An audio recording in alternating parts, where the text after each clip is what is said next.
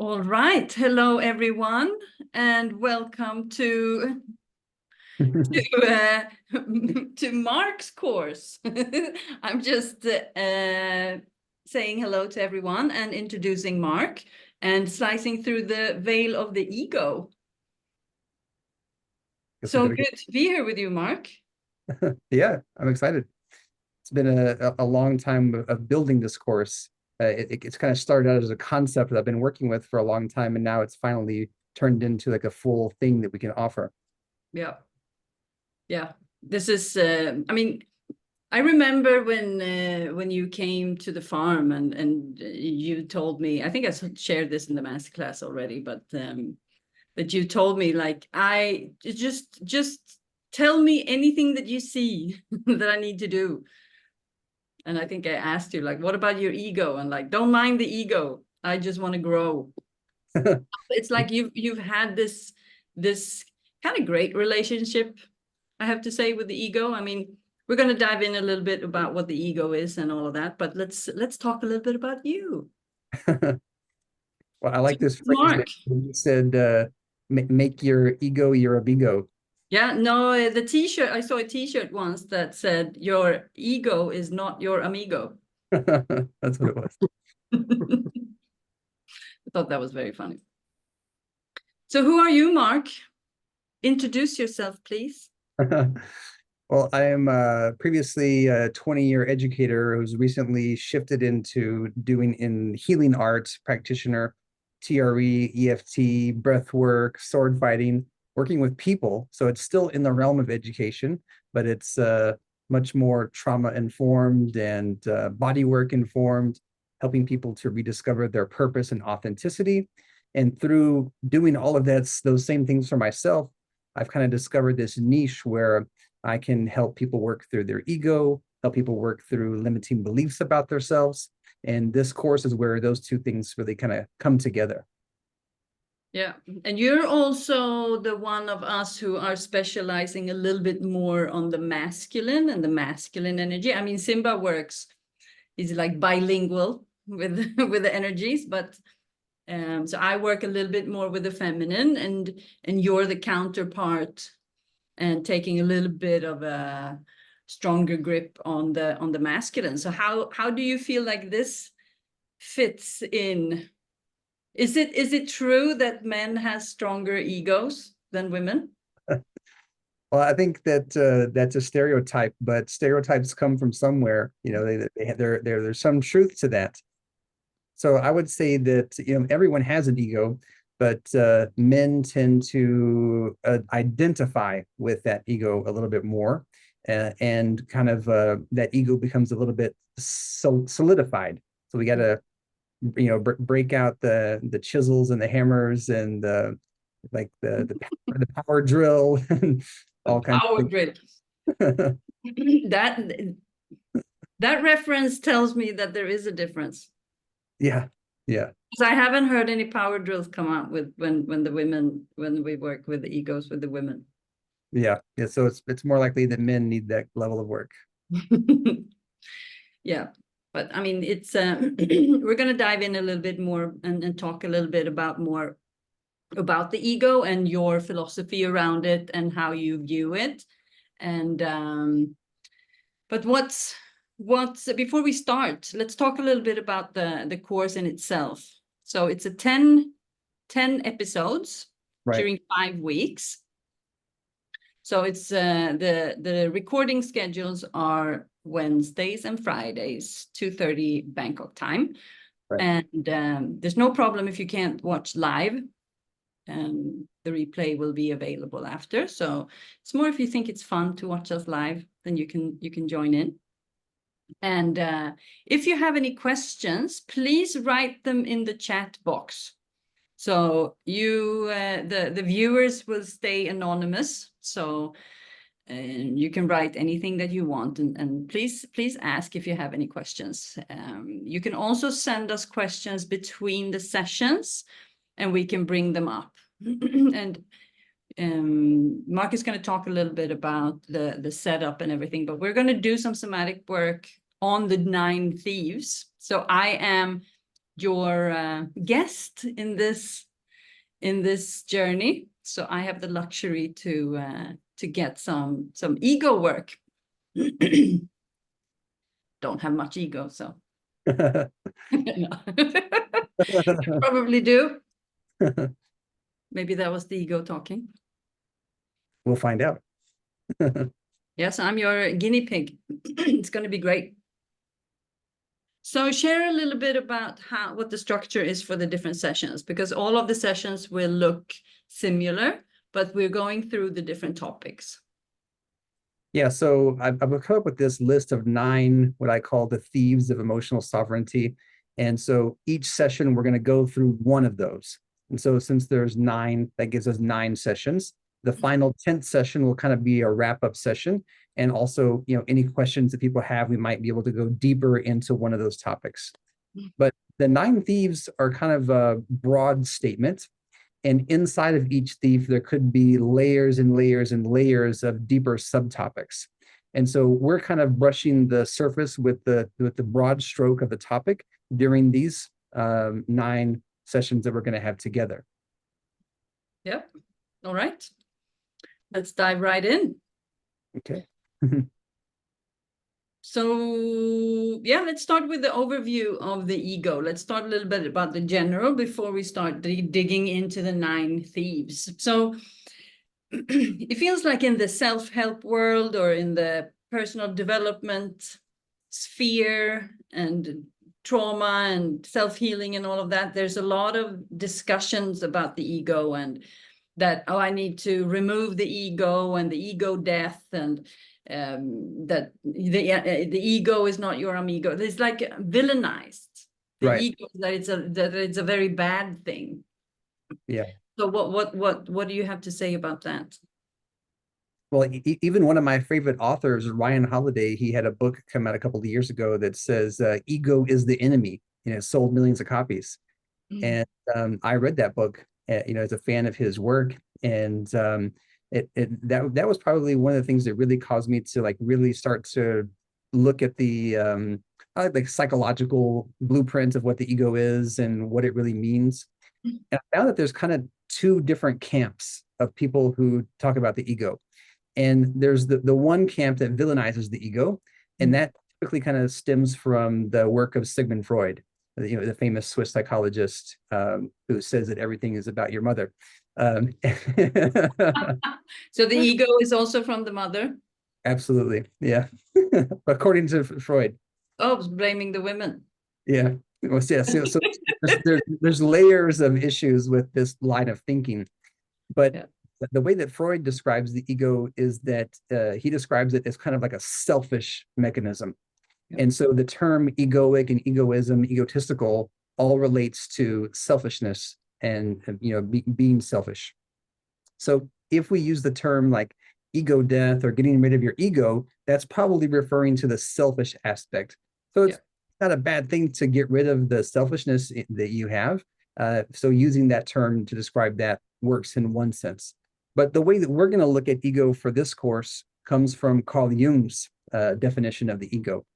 And so Carl Jung says that the ego doesn't have its own agenda. So it's not selfish in nature. Really, the ego is just a protective mechanism or a reinforcing mechanism that takes anything that you believe about yourself to be true and just kind of puts it into a loop that's on repeat, and it takes that belief and makes it louder. So it reinforces it and makes it up front and center. So if you have a belief about yourself that is selfish in nature, your ego is just going to reinforce that. If you have a belief that the world deserves compassion and equality, your ego is going to reinforce that. So it just takes those identity beliefs. And that's where the real work lies, and which is what we're going to focus on. So we're going to kind of even though this course is about the ego, we're going to bypass the ego, go straight to the identity beliefs and shift those so that your ego can reinforce the identity beliefs that you want to have or that you want to experience. Okay, so can you explain that a little bit about how that works, and how can we go a little bit deeper into that and discuss that a little bit? The fact that And what's the connection to the 9 thieves? So maybe not everyone has the 9 thieves at top of mind. I mean, they are all described on the sign up page and all, but like in general, what type of topics are there, and how is this connected to this amplifier or identity, would you say? Yeah. So the 9 thieves are something that I have been working on myself for a number of years. I actually started working on these 9 thieves when I was in recovery from addiction. And I realized that the recovery community and the methods that they employ to help people break free from addictions is very limiting. I went through the 12-step program, and that helped me to free myself from the addiction, but I was still suffering inside because, well, I didn't approve of myself. I didn't have self-love. I was erratic and, all kinds of emotional distress, not to mention my bodily stress. Yeah. So I was using another term. I was saying emotional sobriety, because, it's kind of coming from the sobriety community. But to me, a deeper level of that is emotional sovereignty. And so emotional sovereignty is when you are at peace with yourself. You're in so much harmony that nothing is going to bother you. What the news isn't going to bother you, the weather isn't going to bother you, your bank account doesn't bother you, your spouse doesn't bother you. You're just completely centered, and your way of being and everything about you is authentic and on purpose. So the 9 thieves are what I have found in myself, and from my work with others, most everyone experiences challenges in these areas in their life. Yeah. And maybe not all 9, or maybe a few of them, but in some way, shape, or form, everyone experiences struggles with these 9 thieves. And so the way that they're related to the ego is that once you have kind of decided your belief stance on these 9 thieves, it allows you to experience an identity shift, which is how you view yourself. And we're going to use EFT to tap on these identity beliefs to help people shift by connecting directly to the nervous system. Because if we just speak to the mind, that's just like the Freudian psychology. Sit in the chair and I'm going to take notes and tell you this is all about your mother. And that doesn't really work and help people. But we found, and what we believe at Living with the Spirit, is that we work through the nervous system and through the somatics. So through that process, we're going to access the deeply held identity beliefs, and we're going to invite people, if they choose, to shift those towards more empowering and more sovereign aspects. Yeah, it doesn't mean that there's no mother wound, though, because it all comes back to the parents anyway. So yeah. So it's but it's the mother and the father. Yeah, it's the mother and the father, and the projections. So just to summarize this a little bit. So and this is also the philosophy that we work with. When things happen to us, usually when we grow up, because when we're children, we are a little bit unprotected. We are we're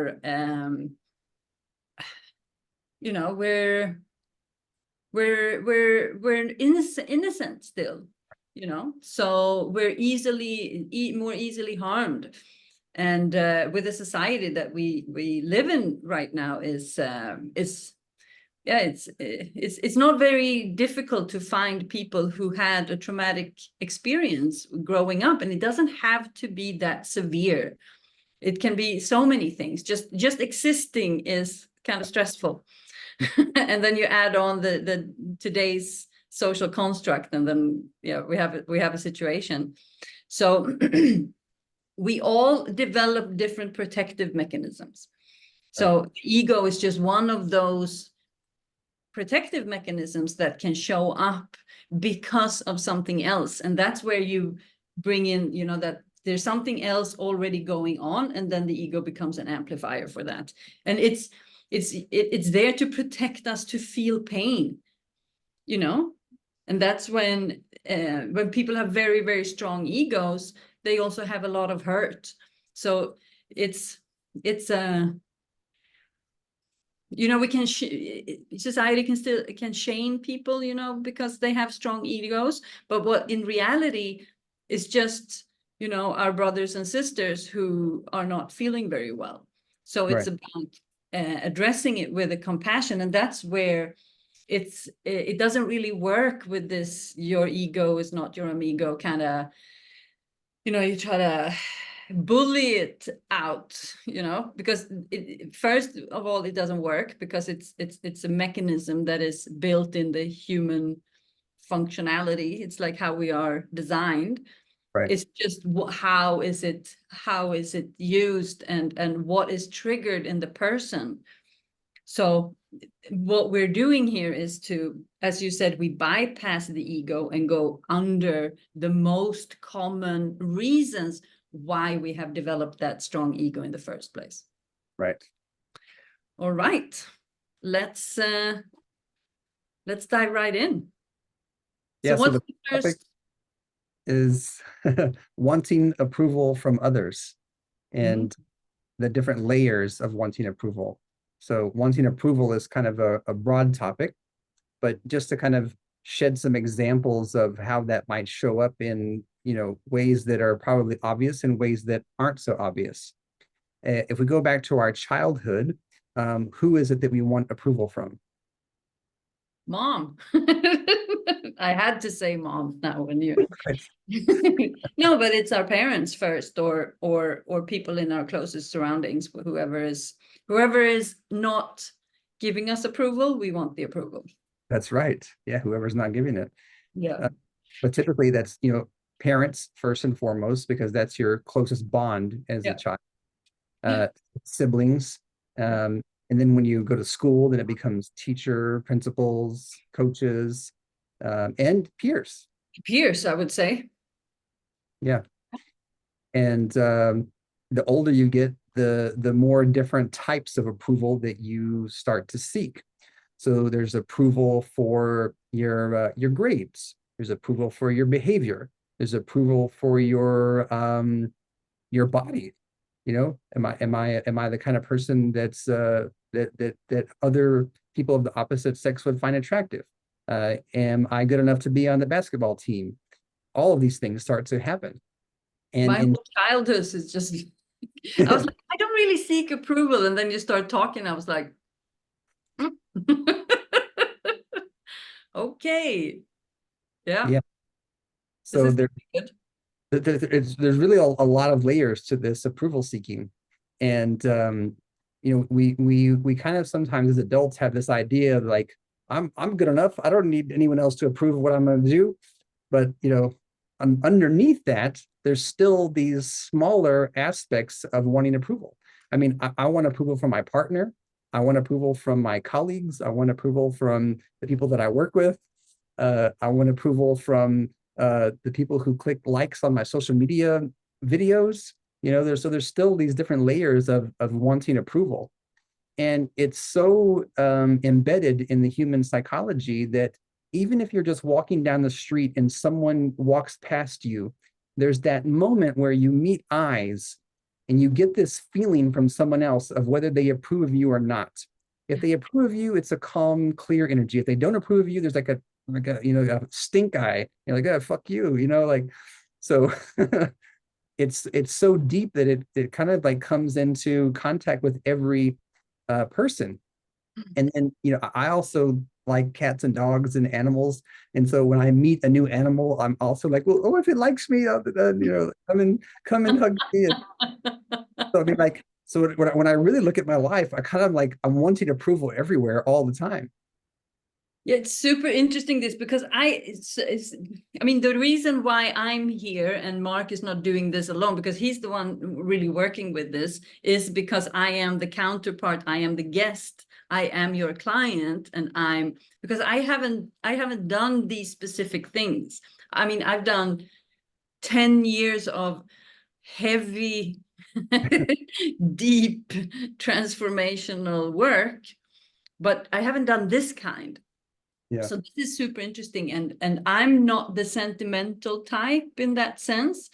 So I haven't been going back to my childhood looking for answers, except when I've been guided there through different things that come up and memories and things like that. And so I feel like I'm not seeking a lot of approval nowadays. I don't really care. I don't even look how many likes I get on my posts. It's like I don't have that kind. But as soon as you started talking about, you mentioned a lot of different things from when I was younger, then things started to come up. So again, we're bypassing the ego and going straight to obviously some things that I haven't worked through specifically, because the body shows us by bringing up the memories. So the body just showed me, bam, bam, bam, bam, like 5 or 6 things, memories, very super clear. And one is, of course, my father, who left when I was 6. So that's 100% included there. But also I remember that when I moved from Stockholm to Gothenburg, I was bullied in school. So that came up because I wanted the approval of when you said the peers. And then also growing up, wanting the approval or the attraction of certain people growing up from the opposite sex. I like that it's very clear, you know. And now it's so different, but I can feel the body is reacting just when I talk about it.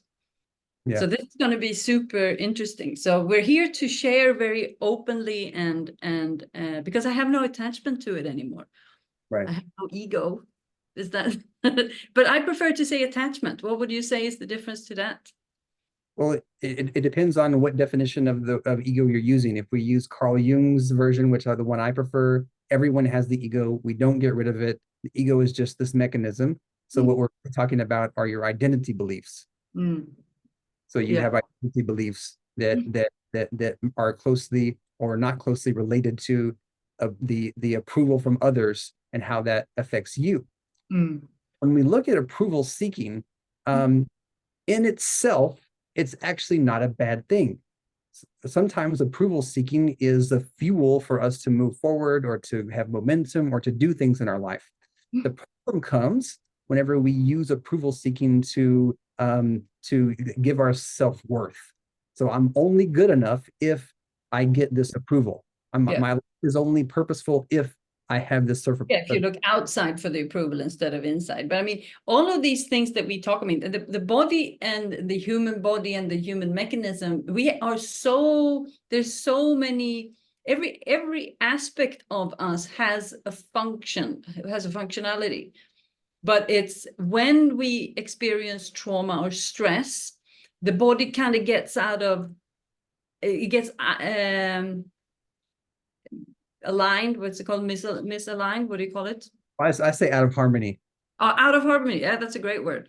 It's out of harmony, and then we do what we can to not experience that again.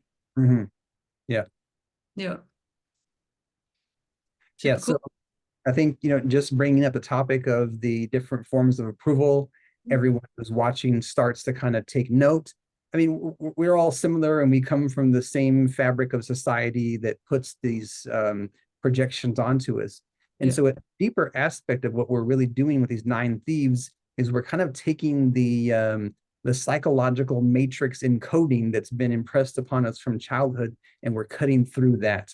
The school systems and society kind of builds a approval mechanism inside of us, so that we do continue to seek that approval as adults, because it starts kind of in training in school. So I mean, we live by the philosophy that these experiences that we carry it in the nervous system, we're carrying it in the somatic. I mean, soma means body, so we carry it in the tissue. And even though I said like, oh, I don't have a lot of attachment. Today, I don't really feel I need a lot of approval. I trust myself very deeply because of the work that I've done for the last 10, 12 years. However, I could directly feel a response in my body. So there's still something there. Yeah. And by me showing up here today and doing this work with you, I will clear out a lot of stuff during these 10 sessions. So I feel straight away that that I will benefit from this, whether I think I would or not. That's right. Yeah. So this is super interesting. The body knows what's best. The body never lies. Okay, I'm excited now. Good. Yeah, so the process is to on this, like today's topic is the wanting approval. So in a moment, I will guide everyone to kind of bring into their mind and into their body any feeling that they might have either now or in the past about wanting approval. And then I'm going to lead you through 3 EFT rounds. So if you haven't done EFT before, that's okay. I'm going to guide you through. It's a guided process, but it's tapping on the meridians on certain parts of the body so that we can speak directly to our nervous and our subconscious mind. So it's a somatic practice. If you want more information, we can share lots of scientific backed information about how it's used and why it's used and how successful it is. Yeah, but it's wildly successful, and it's almost, yeah, it's a fantastic tool, because in the body we have the amygdala that is like the smoke detector for fear. And when we experience a lot of stress, the amygdala doesn't go off. It kind of, it's like the alarm is on all the time. So the body is constant in stress, and we all have this at some to some extent. If we live in the modern society, and we have a job and we have a family and we have a career and all of that, we are activated. That's just the way that it is right now. But when we address the different meridians, we very, very quickly start to slow this reaction or this reactivity in the amygdala. And it's very, very well studied. So it's not a woo-woo thing. It's very much science-based, and it's been used for a very, very long time. And for people who use it, they usually feel instant relief, but you can use the EFT for relief or release. So the deeper and the more specific you can go in with the EFT, the deeper you can go. So it's a very, very interesting tool. And that's why you chose this, because it's so accessible to people. Yeah, I mean, it's what I use on myself too. That's the tool that's helped me get through some of these things. Yeah, and it stems from the traditional Chinese medicine with acupressure points. So the body has a lot of meridians, and you're tapping on different acupressure points that go straight to the amygdala and quiets it down and make you then access whatever is going on, and you bypass the ego and you go straight into the nervous system and the physical body, the tissue. Yeah, so that's what's happening. So if you're watching this and you want more information on EFT, you can, the internet is loaded with it, but you can reach out to Mark and he will guide you to some good stuff. Absolutely. Yeah. Yep. So this particular ego dismantling process is something that I've developed in working with myself and other people. And so there'll be 3 rounds of EFT. The first round is just to connect to your body. We're just going to breathe and tap a full round. And that's a bit of grounding and connecting and accessing and opening the channels. Then we're going to do another round that's focused on the topic so that's for today, wanting approval. And when we do the EFT on that topic, it's possible that you might access some emotions. It's possible that a memory from a long time ago might come back to you all of a sudden. Because I'm going to be saying some deep things and asking you to reflect a little bit more deeply on the topic of wanting approval. So during the second round, things might get a little heavy for you. That's okay. That's part of this magic process that we have. On the third round, before we do the third round, I'm going to put you in a guided meditation to get in contact with your higher self or your greatest potential, whatever you want to call that. And then I'm going to give you an empowering EFT on the same topic to shift your belief system into serenity. So the 3-step process, it gets heavy in the middle, great at the end. Sounds good. Okay. Okay, so if you're watching this and you really and you feel like this has been interesting, you can, I mean, you can do you can do it over and over again. So you have the recording, and yeah, you just do it. If you have a reaction, you just do it again. Right. Yeah, Yes. you can continue until. Especially if, halfway through it, another topic kind of comes up relating to wanting approval, and you're like, oh, I really need to tap on that specifically. There's, my whole childhood and my mom or whatever, you can. My whole childhood. No, but things open up, and that's the point with EFT. We call them aspects. So you start with one area or one aspect, and that aspect usually spreads. It's like a delta. It's like, yeah, it becomes deeper and deeper, and then you can take them one by one, and then you start to really. That's why it's cool with the dismantling aspect. It's like you're dismantling that the charge that is in the body. And then the ego doesn't need to react that strong. yeah. Okay, cool. All right. So everyone who's following along, and you, Sarah, we talked a little bit about wanting approval. So maybe just bring a couple of those out in your mind, times in your life where you were seeking approval. It doesn't have to be a negative thing, it doesn't have to be a good or bad thing. It could be a neutral thing, but just bring into your mind those times at which you were seeking approval. And just let that kind of come to mind, maybe visualize it, remember it a little bit, feel it in your body as well as the visualization. And then we're going to do the first round of EFT, tapping on the meridians. And so I'm going to do this guided, so we'll all do this together.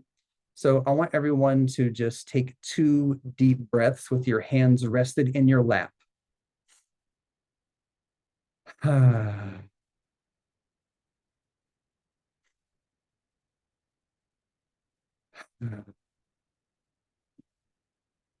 then let's begin tapping here on the side of the hand. You can just use 2 or 3 fingers to tap gently. And then let's take 2 more deep breaths.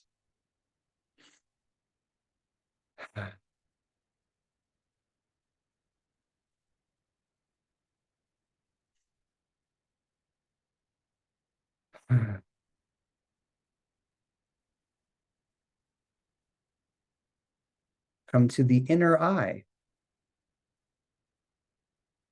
2 more deep breaths.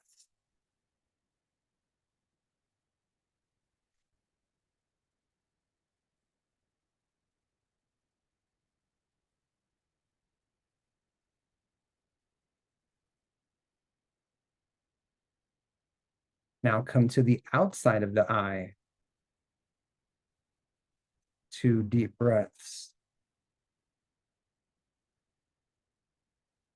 And if you're yawning, that means you're connecting. It's working.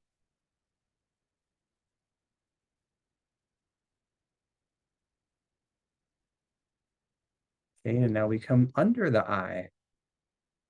2 deep breaths.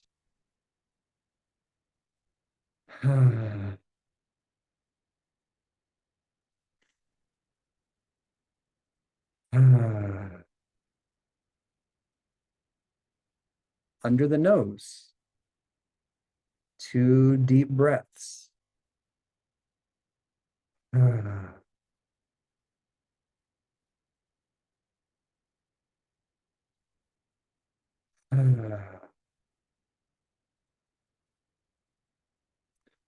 Onto the chin.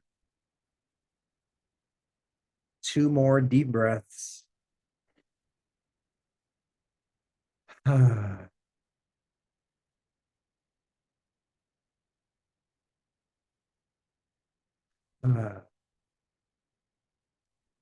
Now down to the chest, either side. 2 deep breaths.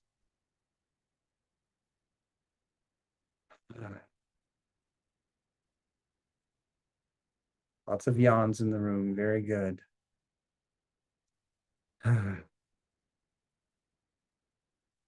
Now come under the arm.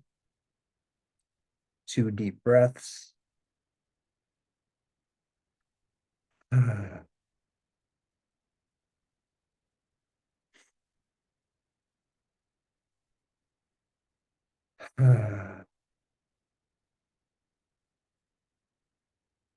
Top of the head. 2 deep breaths.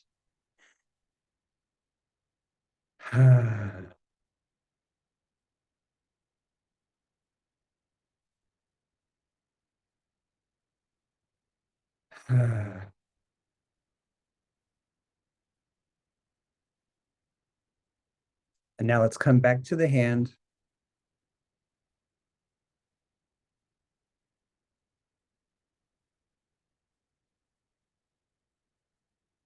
And then let's shake out the hands. Back in your lap. And before we begin the next round of EFT, if you haven't done EFT before, this is a speak out loud to yourself activity. So if you're not in a space where you can speak it out loud, you can just kind of speak it out loud in your mind. But if you can speak it out loud, please follow along with that. So I'm going to do the same round of EFT, tapping on the same places, but this time I'm going to say a phrase.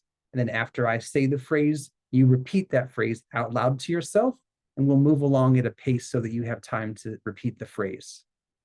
So let's begin tapping here at the hands.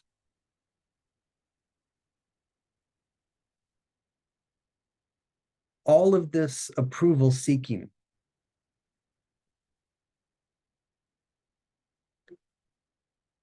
Am I worthy?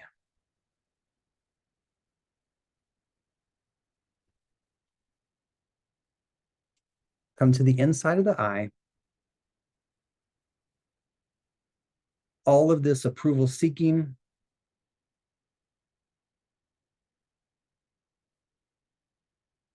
Do I deserve to be seen and noticed?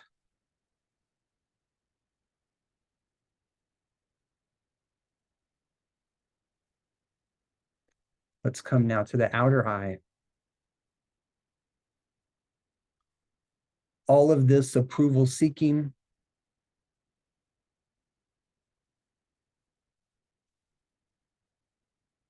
What do others think of me?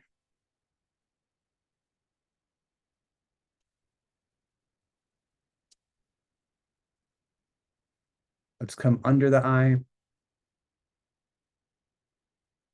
All of this approval seeking.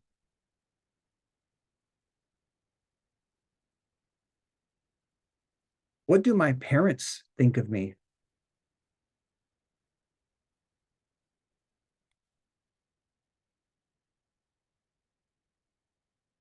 Come down to under the nose. All of this approval thinking.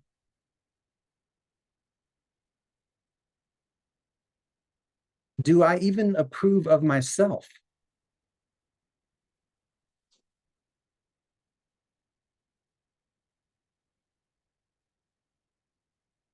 Let's come down to the chin. All of this approval seeking. There's so many people I have to please.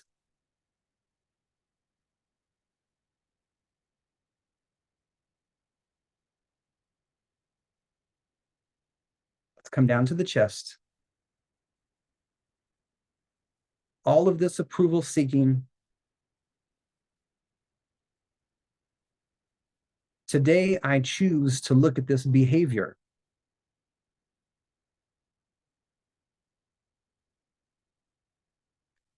Let's come under the arm now. All of this approval seeking.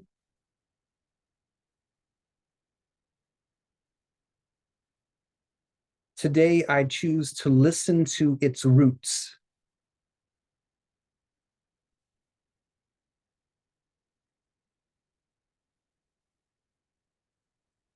Now let's come to the top of the head.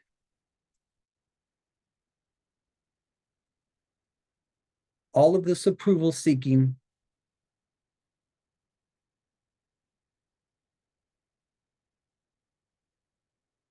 today I am open to learning more about myself.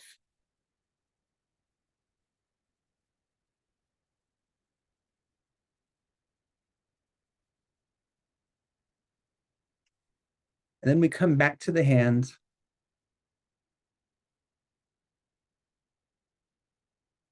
Even though I sometimes have this approval seeking,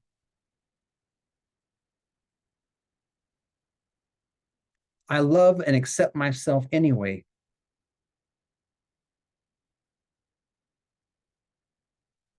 2 deep breaths.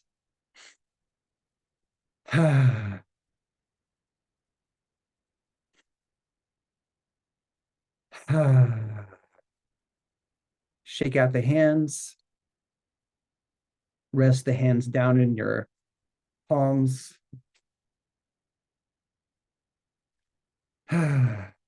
Okay. So in that last round, there may have been some subtopics that might have came to your mind. There may have been deeper emotions that you accessed. That's okay. That's actually part of this process. And later, if you want to go back and rewatch this and focus on that particular subtopic, it might be helpful for you to go deeper in that layer. But now I want to continue to the next round, which will be an empowering round of EFT to help you shift any limiting beliefs that you might have about approval seeking. So before we do the next round, I want you to close your eyes into a meditation. And all of us, every single one of us, we have this idea in our mind that there is a version of us that is completely healed, that doesn't suffer from any problems or any challenges. They've got everything figured out. And it's that person who's inside of you that is always leading you forward, whispering in your ear, move this way, do this thing, even though it's challenging, because it'll be better for you. And so this higher part of ourselves is always guiding us to move towards our best selves, our most enlightened version of ourselves. So get into contact with that version, whatever it is for you.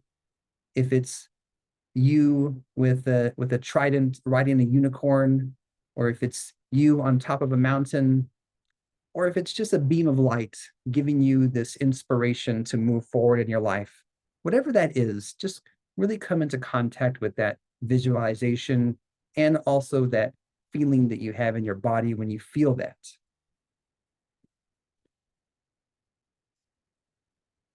Take 2 more deep breaths.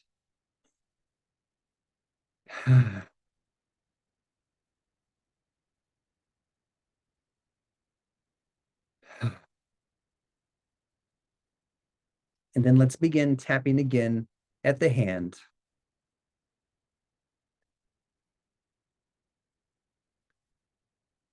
I approve of myself.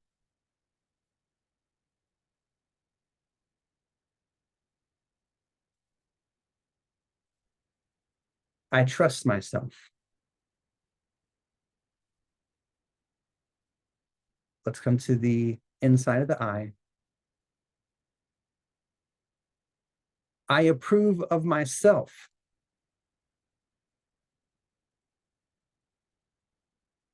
I know what I'm doing and I know where I'm going.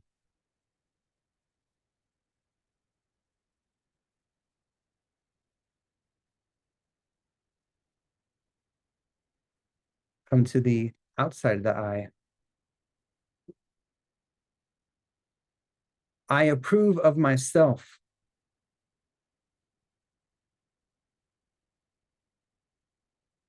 If others approve, that's okay too. But I don't always need it.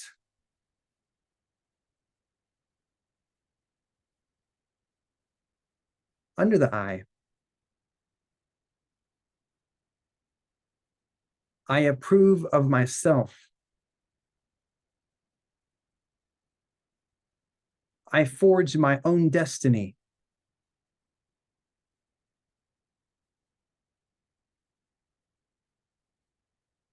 Under the nose. I approve of myself. And I know the way forward.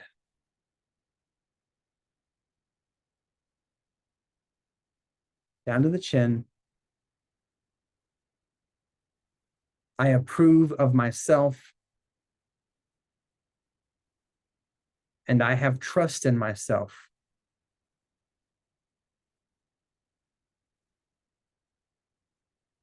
If others approve, that's just nice. Down to the chest. I approve of myself wholeheartedly.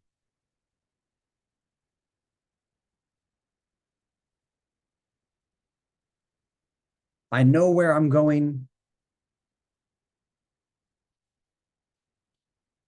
And I know who's with me. Under the arm.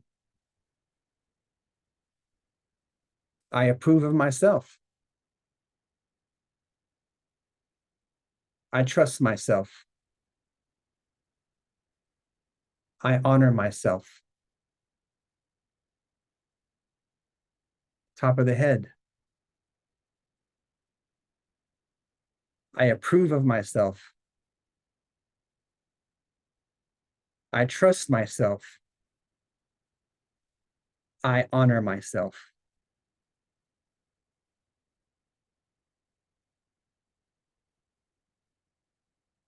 And back to the hand.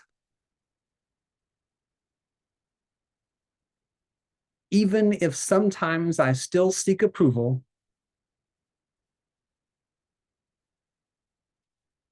I will love and accept myself anyway.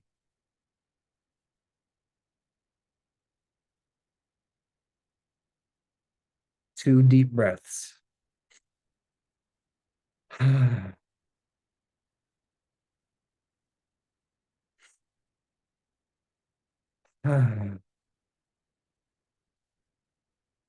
Shake out the hands. Return the hands to your lap. And just take a little moment to feel your body, to feel your breath. There might be a little bit of tingling feelings happening around your face and all of the places where we tapped. You might feel tired. You might feel like you need to yawn, or you might have a sudden burst of energy. These are all signs that energy is actually moving through your body. And this is the energy of the shifting of the belief. And it happens on a subtle and a subconscious level.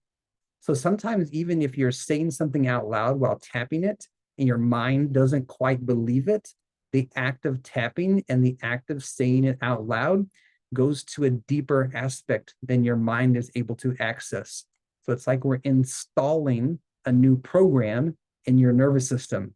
And later, your mind will catch up and you will immediately kind of find yourself in situations where it no longer bothers you that you used to seek approval from your mother, or that, approval, however it showed up in your life, will start to shift and start to change. And your relationship with it will start to be unshackled.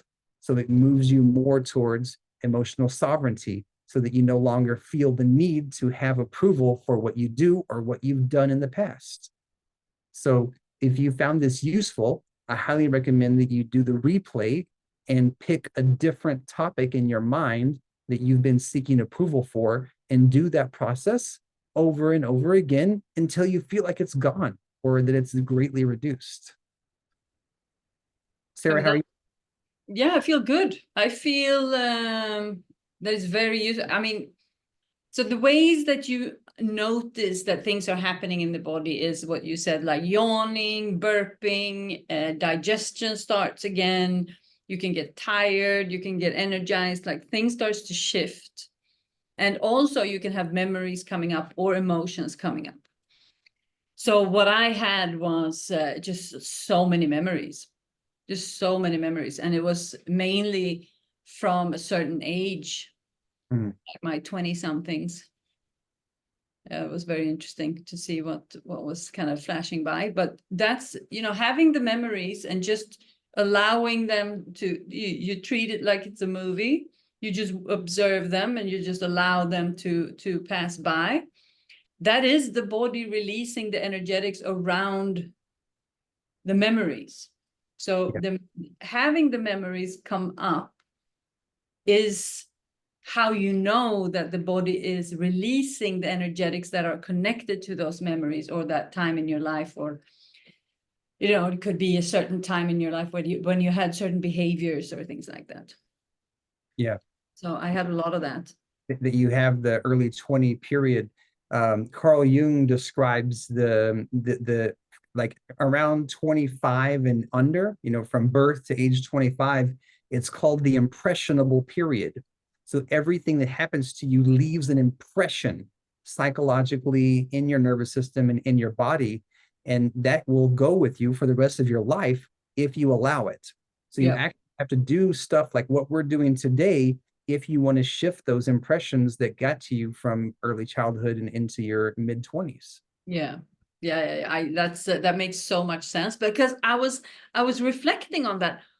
Why did only certain memories come up from that age? Why not when I had moved on and started doing something else? Because I needed so much approval when I was older as well, before I started working through things in myself, but that didn't come up. It was almost like I was looking at a certain timeline, and I kind of looked further down the timeline, and I was like, I'm seeking just as much approval over there. Why isn't any of those memories coming up? Yeah. That was very interesting.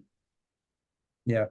So this impressionable period of our youth, it's when we're, you know, we're such innocent beings, and we're so naive, and we, you know, it's hard for us to know what's real and what's not, or what to believe in and what not to believe in. So that's why it's called the impressionable period, because things are just so easily pressed upon us.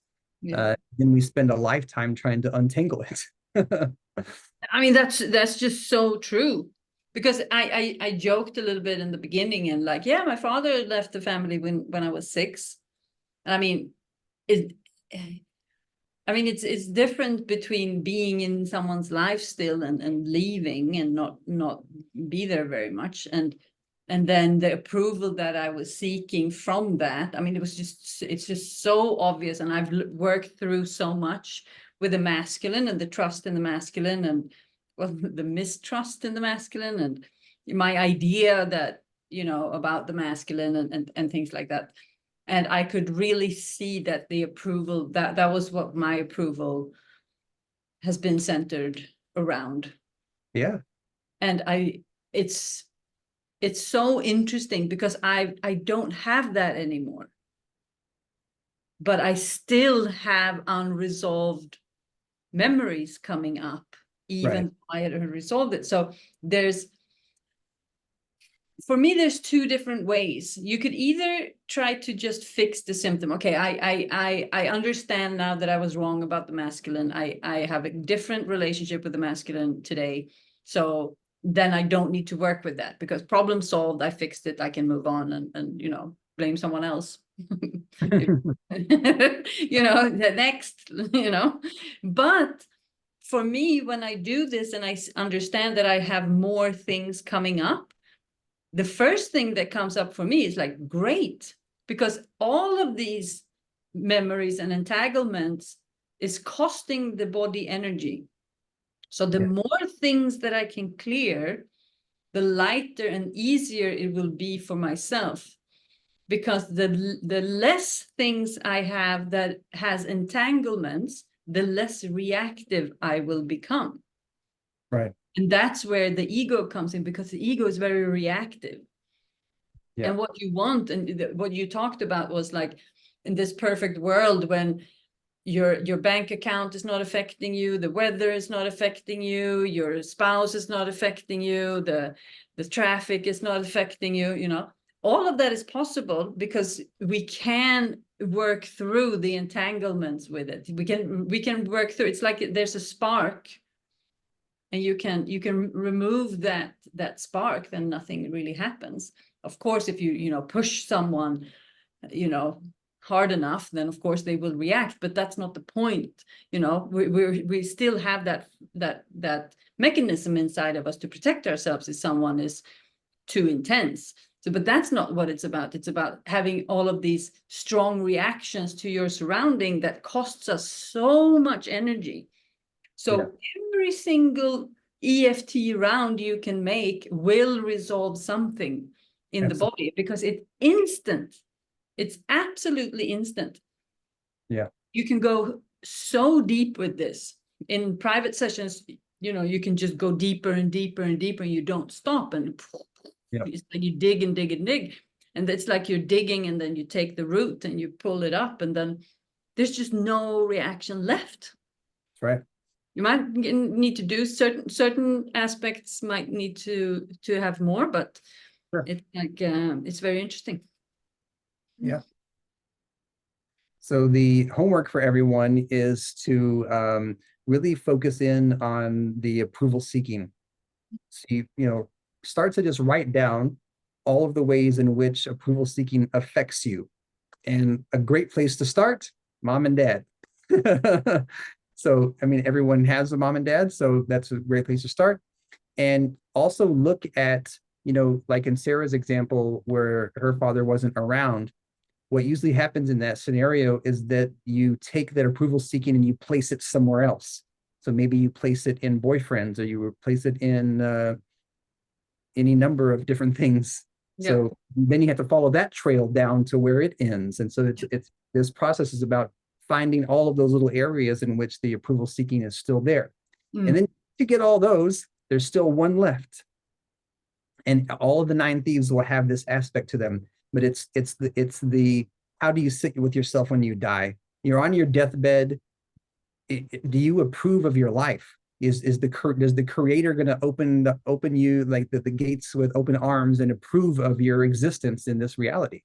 And that's the final boss. So when you're ready to get to do that one, you know, same process. We can do EFT on the final boss. Okay, can we do one more? No, but that's what people are feeling, you know, that time is running out, you know, that we need to do something about our lives.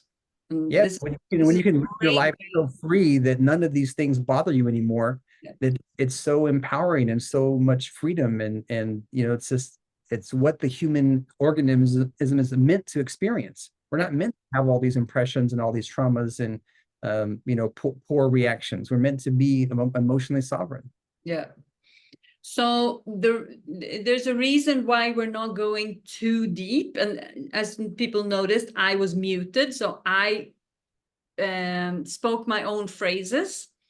And what you do in your homework is that, because you will have access to the full recording, and then you will have access to only the EFT round. And you can do that over and over again. And before that, as Mark said, you start to write down the obvious things that you are approving from or have been. And the body will kind of show you. And then you can fill in your own phrases. So you can when you say all this approval, okay, then I would say all this approval that came from my dad that I then projected on this and this person. Yeah. And then go deep into that. And then you can use it for another round, and then you can say, oh, the approval that I was looking for from my brother, or the approval that I was looking for from my friends. So you fill it in yourself, and you can go as deep as you can, and you can start. So you can speak during the whole tapping sequence. So now Mark he said a sequence, and then he was quiet. So you can just repeat whatever comes up in connection with this topic. So you can be creative and fill in your own words. Yeah. And some people feel like it's weird to speak it out loud, then you can whisper, or you can just stay with the images and the sensation. And what I did when I was using EFT a lot to work through things, I went to the physical sensation in the body. If I didn't know what it was attached to, if I had a physical sensation in the body, I just stayed with my awareness in that and then repeated the words.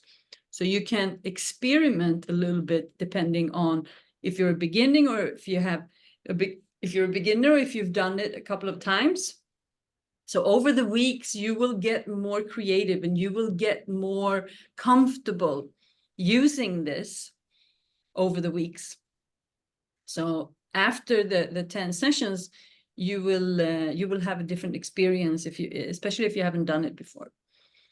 So it's a great way to explore yourself. So we're giving you the blueprint, and you can go as deep as you want.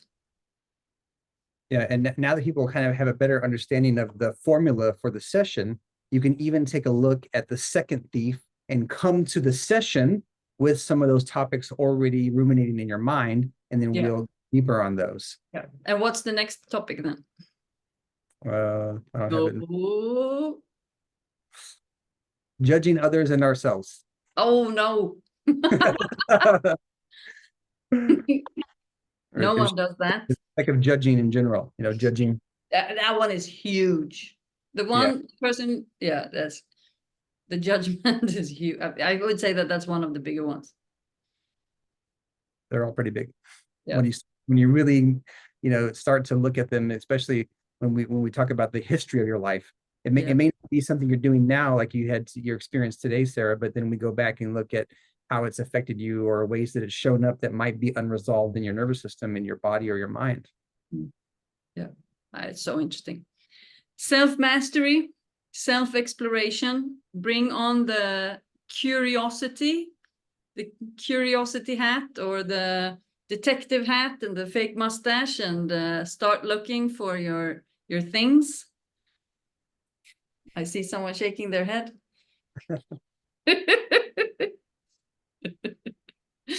No, but it's so I don't take it as personal anymore. I just see that I used to do those things and it doesn't bother me. I just see that, okay, it's an imprint that I still carry around. I don't need that anymore.